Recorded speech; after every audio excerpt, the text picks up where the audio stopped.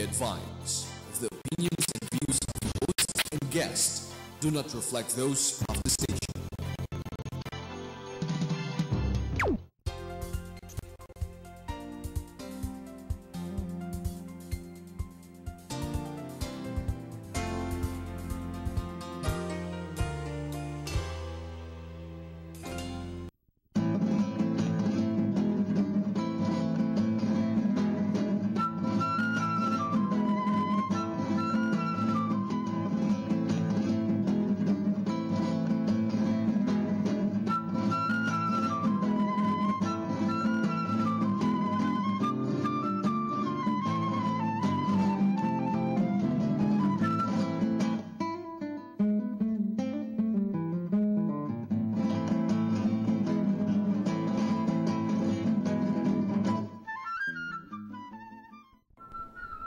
Good evening. Welcome once again to another episode of Illuminati with Tricks and Quick. Thank you for that credit, partner. I wasn't sure she'd be around. I wasn't sure she'd be around. We were both not sure if I would be around. I actually texted him previously to let him know I was very much under the weather. So thank you for your prayers, my friends. He's always under the weather. Where the rest of us are under the storm, which we might mention sometime again soon. We have a couple of special guests. Very special in many senses. We're really excited. For one, they're foreign artists, okay? And our topic for tonight is art beyond barriers, not just borders, but barriers.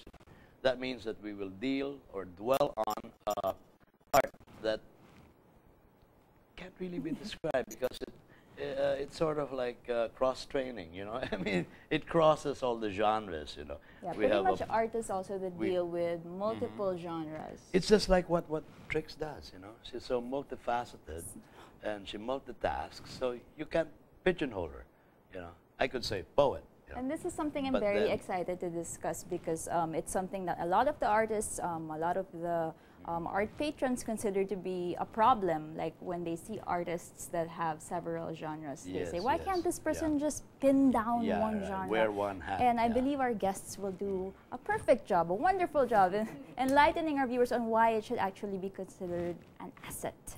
That's right. And so, without much further ado, as they say, may we present to our extreme right, Mr. Anthony Pigott, or Tony, or Inot.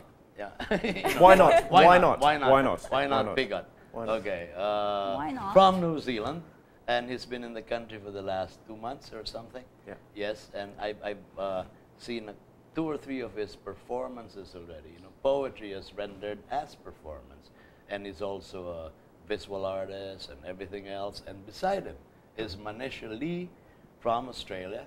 Thanks for having me.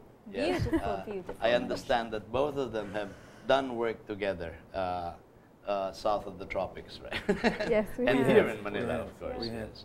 And north of the tropics too. We've been in China the last couple of years, and so all over the place. Okay, great. Wherever we can go, I think. That's wherever we can find a space. Yeah. Yes. And Manisha Lee, if you may have noted, we is tagged very safely as artist/muse. Could you explain this, Manisha? Well, the muse tag is something that we both, Tony and I, found really interesting as a concept to discuss. It's very traditional, you know, it's a very traditional idea that, you know, you see in the old sort of classical paintings, and nowadays you only see it really in the fashion world. You know, a designer might have an actress who's a muse or whatever. Right. And we just thought it would be a really fun sort of exploration to bring it out of that sort of traditional hole and make it contemporary and to see what work comes out of it.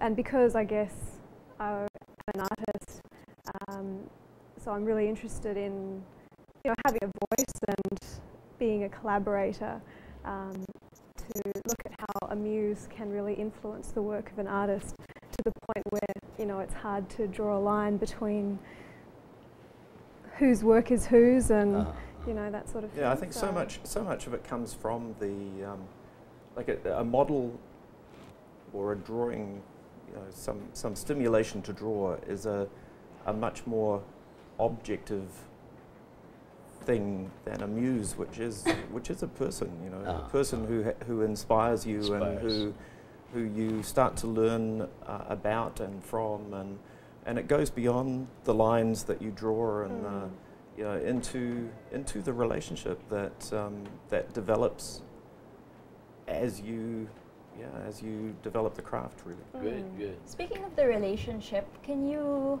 give our viewers an idea of how the two of you came together to begin with? How long have you been working together? Where did you meet? We've been working together for about 3.5 years, and We met in Sydney. We met in Sydney through Tony's wife, actually, who's also Indian Australian. Our parents are old family friends, so we sort of got a bit of a family connection. She's not an artist, and so you know, we've always had more in common than because we've both. She's quite happy to outsource my my art interests. Okay. So, yeah. Proxy. Absolutely, absolutely. That's right. Yeah. So you know, ever since we met, we've been chatting non-stop about the arts, and then we just realised our philosophy was really aligned in our approach to art making, and I'll use the word art making in a broad, you know, multi-genre sense. You know, whether it's writing or music or poetry or actual painting, which is that we want it to be fun. You know, it's you know, why are we drawn to create anything?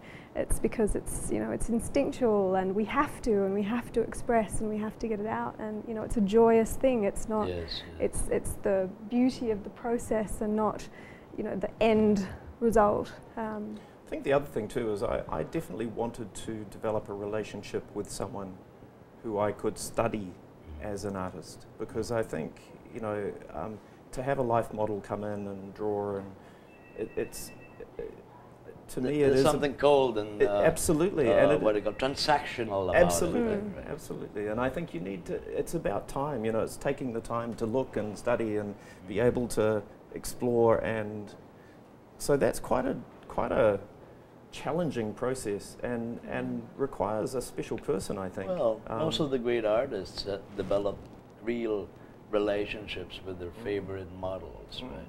Models that became, muses, muses. And it is a special relationship in visual arts. Yeah. And I think as a result, also, you know, I've become a muse and model to Manisha, and I think that's where it's been a very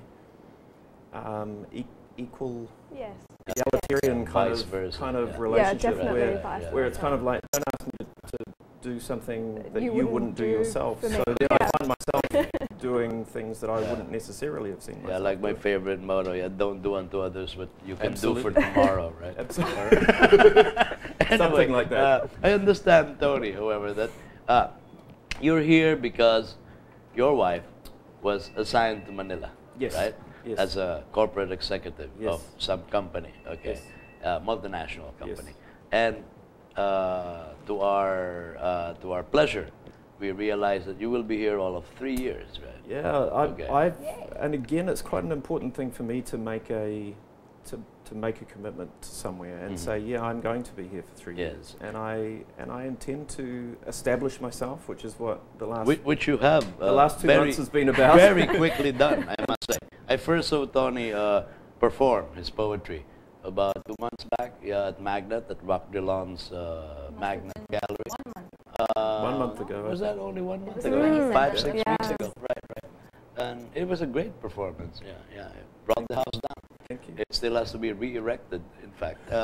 In any case, only recently, last week, Tony started an exhibit titled "You Are the Drug," for which purpose I believe Manisha flew over to Manila, Yes. right? I To did. participate in this exhibit as a collaborator, Yes. as both muse and artist, and as a living canvas, let's say, Yes.